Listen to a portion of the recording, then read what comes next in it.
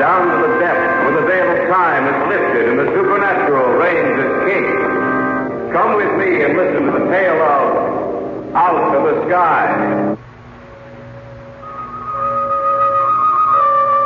Certainly, there is in all the vastness of the universe many worlds on which intelligent life has developed. Watch the sky on a clear night, and there you will see flickering in the darkness of Earth's night 1,000 suns stronger than ours, and the satellites of these suns will be invisible to us. And the fraction of the universe we see will seem immense, and we will be in awe of it.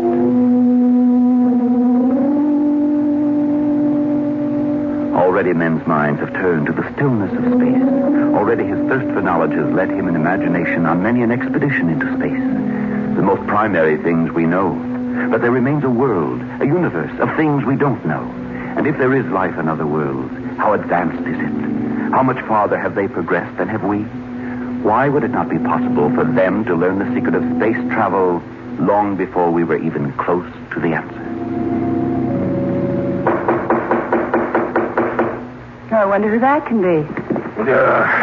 I'll get it. Yes. Well, that's strange.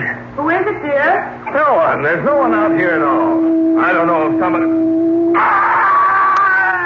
What's the matter? What's the...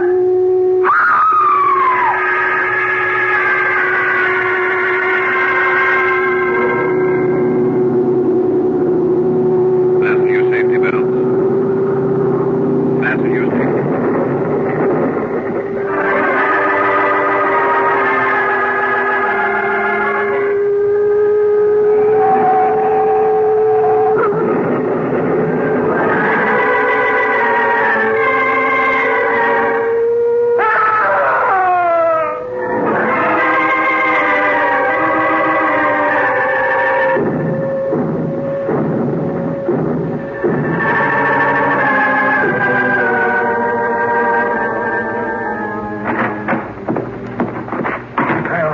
Here's the last of those reports, Jeff. I can't understand it, Tom. A man and his wife who died, an airplane that crashed, several people killed in their cars, and several mysterious explosions. I just can't understand it. Sabotage, maybe. I don't think so. Sabotage involves destruction of a country's production potential, propaganda, that kind of thing. These people who died in their cars, a man and wife they found dead in their home, that's not sabotage. They don't work that way. Why is it happening, then? I don't know. That's what's almost driving me crazy.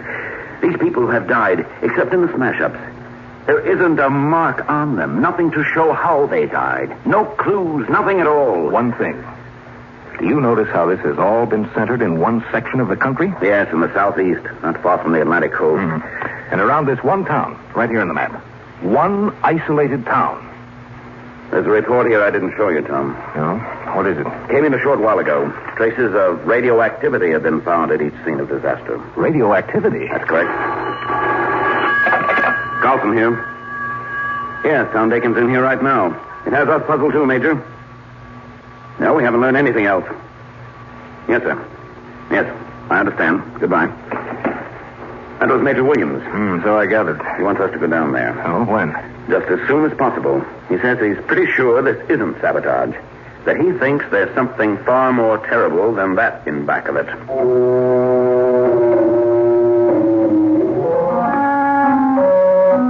Tom Dakin and I got reservations on the first plane out.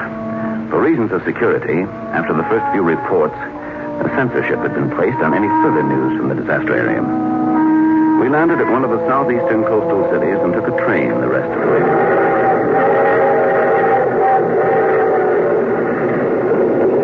Another hour, we'll be there, Tom. Yes, I know. Why so gloomy? Well, we don't know what we're fighting. What's behind everything that happened? That's what we're supposed to find out. Yes, I know. And that's what I'm afraid of.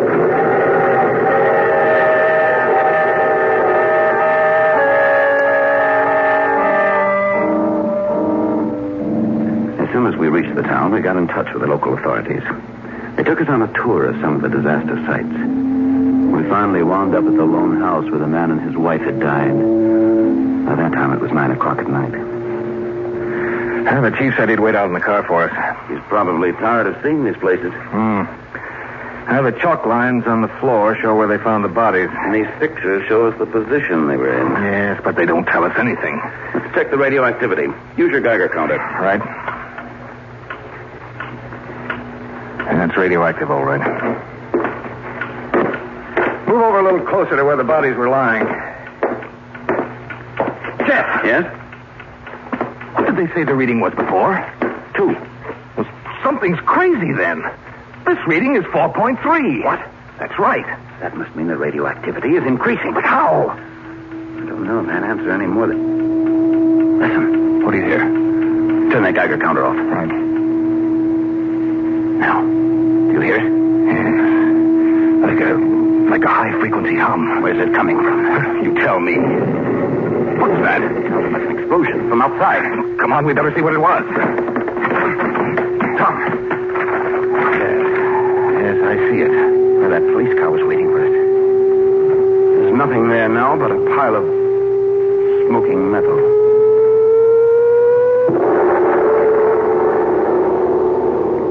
We'll return to the tale of Out of the Sky in just a moment.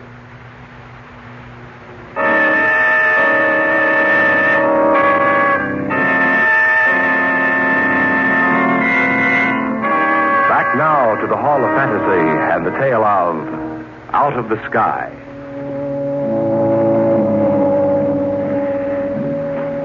Tom Dakin and I had been inspecting the house of the couple who had mysteriously been killed. Outside, a car waited for us. Suddenly, we had heard a strange humming sound of a high frequency. And then we had heard the explosion outside. We ran outside only to discover that the police car was a mass of smoking wreckage. Tom, there's nothing left but a pile of smoking metal. Yes, I see it. What could have happened? I don't know.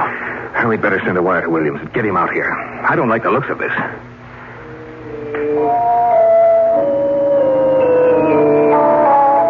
We got back to the hotel as soon as we could. We decided to call Williams when they got there, but upon arrival we discovered that Williams had sent us a wire saying he would join us just as soon as possible. He came in on the noon train the following day. Well, there he is, Jeff. Let's go meet him. Right. Oh, he sees us. Looks worried. Good to see you, Carlson. Dakin, anything wrong, sir? Let's get out of here. I'll tell you then.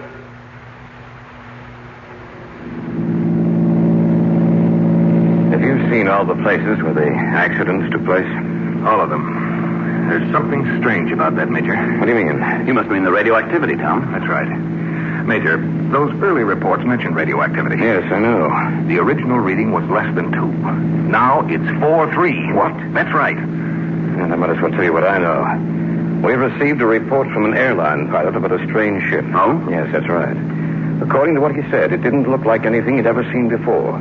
That there wasn't a silhouette of any ship on Earth that looked like what he saw. What did it look like? It was circular in design. Like... Yes, that's right. We told you about what happened last night. Yes. It's a good thing you weren't in that car. Who are they? Visitors from out of the sky, Dick. Out of the sky? Out of space, if you prefer. And you believe the pilot's story? Yes, I do. But why did they come here? Well, they're not friendly. We're sure of that. And they're concentrating on this area. That means their ship is somewhere around here. We have to find that ship. No matter what the cost, it and they must be destroyed.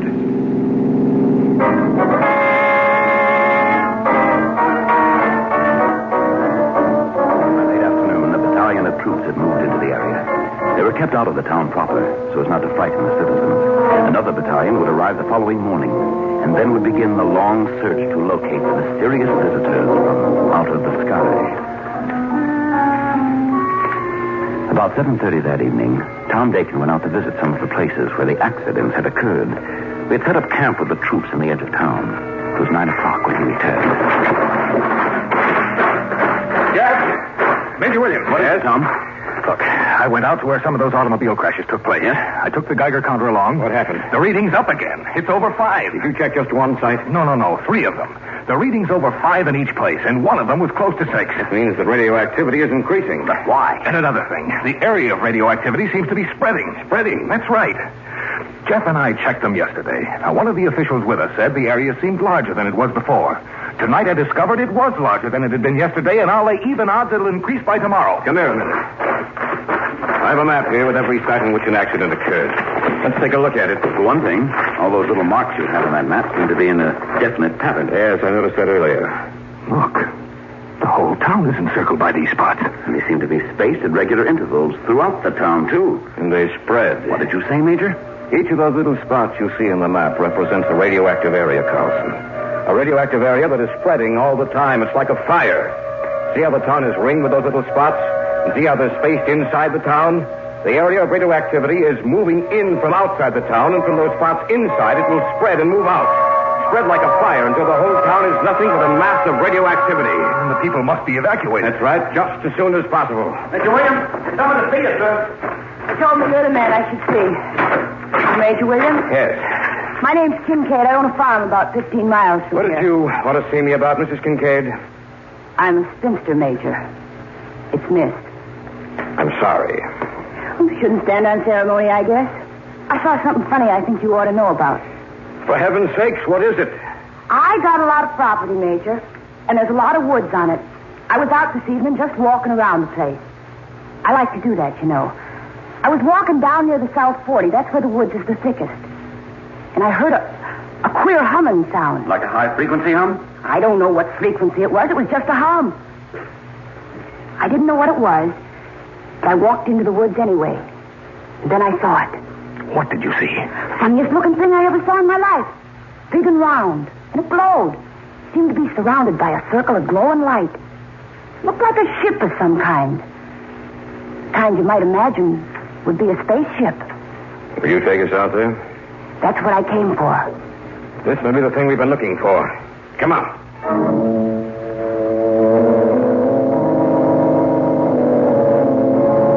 We took a jeep. The four of us drove through the night to Miss Kincaid's farm. Even she was silent as we drove out there. And the thought uppermost in our minds was, what would we find out there? Who were they? And what did they look like? I never been so bruised in all my life. Oh, is that the woods up there? That's right. I don't see anything up there. Oh, the trees are too thick. Can't see a thing till we get inside the woods. There's a clearing near the center of them. Well, this is as far as we can go. All right. Let's go. Well, I'll lead the way. You just follow me. Oh, she's not making all this up. I don't think she is. Fits in too perfectly with what we know. Yes, you're right, Major. Yes, I hear it. It ain't far now. Look up there. There seems to be some light. That must be it. Strange kind of light, like a phosphorescent glow. It's getting stronger. Getting very close to it. Yes. There it is. Well, what do you think of it? It's just like you said, Miss Kincaid. Want to go up close and get a good look? Could be a fool. The thing is surrounded by a radioactive circle. If we stepped into that band of phosphorescence, we'd be dead within a matter of minutes. It's frightening. Sitting there, something completely alien to this world. Not only alien to this world, Dakin, but bent on its destruction.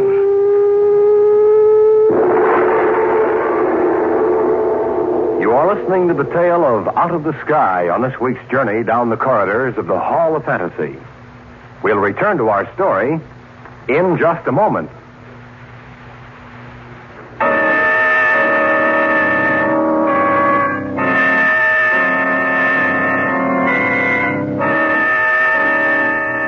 And now, back to our story. An original tale of fantasy featuring Everett Clark and Carl Greyson entitled Out of the Sky. The four of us stood there at the edge of the clearing.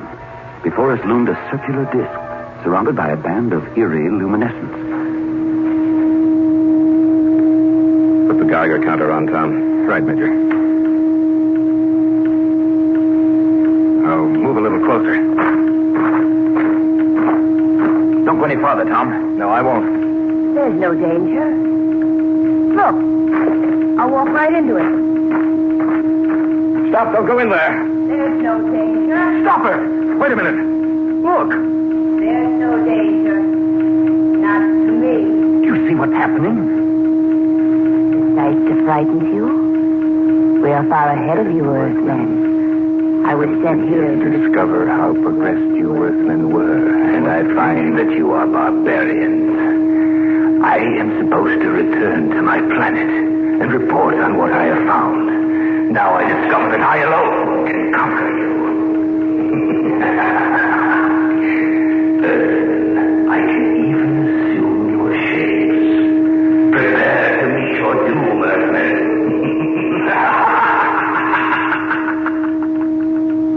I can hardly believe my eyes. It went into that phosphorescence and then it dissolved before us. And something seemed to float there with no body, no clear outline as to its form. It said, prepare to meet your doom. Listen. Quickly. Get back as far as you can. Are you all right, Tom? I'm coming. All right, drop down on the ground. And just pray that we're far enough away. Listen. Taking off. How fast it's traveling. It's gone. No. I don't believe it's gone. I believe that it will land somewhere close by here. Look. The phosphorescent glow is gone. The minute the ship took off, it disappeared. And I'm willing to stake my life in the fact that all the places that showed increasing signs of radioactivity are completely safe now. There should be no signs of it until that ship returns. And it will return. Believe me, it will.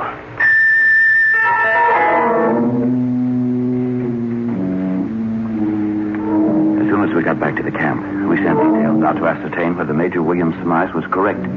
It was. Every place which had shown traces of radioactivity had lost it. For the moment, we were safe.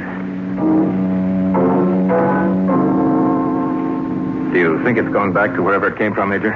I don't. And you think it will strike again? Somewhere else? Not somewhere else, Carlson. It will return to this area. Why? The preliminary operations were begun here, Jeff. Evidently, that ship must be on the ground in order for it to increase the radioactivity in those areas which it has already struck. The minute it leaves the ground contact, the radioactivity circuit is broken. It will have to return to reactivate those circuits. And we'll know when it returns when those spots show signs of renewed radioactivity. But why would they want to conquer us, Major Williams? Why not come as friends? Perhaps they believe that we'd be hostile to any friendly overtures. I don't know. Maybe they're ruled by a party that wants to conquer planets, just as we've sometimes been ruled by men who wanted to conquer nations. The visitor said we were barbarians. In relation to their technological advancement, perhaps we are. But I think that gives us our one chance of defeating him. How? I think he's underestimated us. Underestimated our weapons. He landed here in a rural section of the country. He doesn't realize the weapons we do have at our command. And that may be our trump card.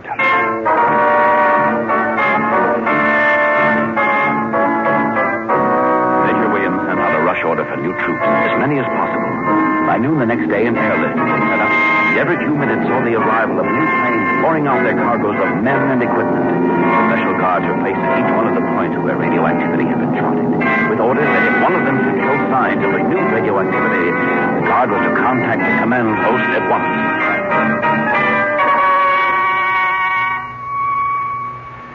It was the evening of the second day after the ship had blasted off.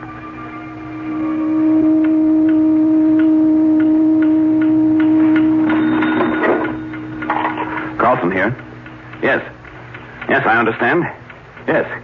Move away from the center of the danger point. That's right. The ship has returned? Yes.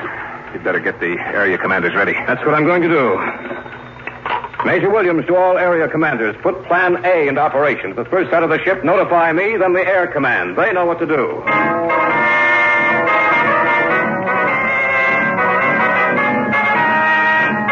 Reports came in from each guard post that signs of radioactivity had reappeared. From where we were, we could hear the reconnaissance planes taking off. The whole camp had suddenly roused itself from the lethargy of waiting to a concerted drive to find the enemy and destroy it.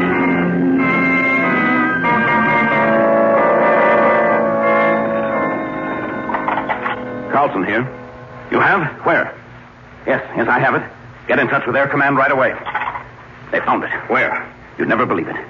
The ship has returned to that cleared area in the woods. Probably thought we never looked there. Let's get up there. We've got to make sure our men are back far enough. What we're going to drop is the most powerful weapon in the world.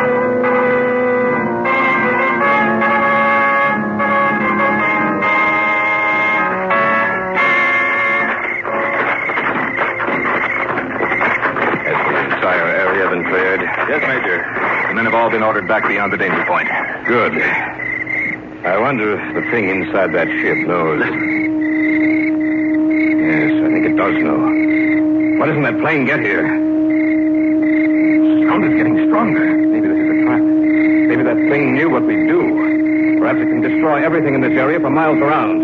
Maybe that was the reason we were allowed to live, so that we could bring in reinforcements. It can destroy 100,000 and listen. I hear the plane. They only get here in time. But if it blasts off, then we've lost. The first and only battle we'll be allowed to have.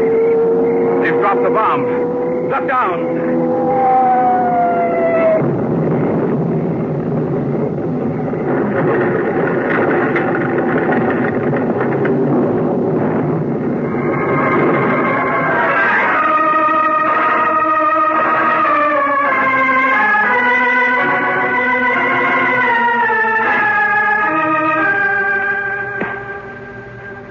We've done it, Major. We've done it. The ship was destroyed completely. I believe that the bomb was dropped just in time. A few seconds longer, and all of us in this area would have been destroyed. He said that they were waiting for his report.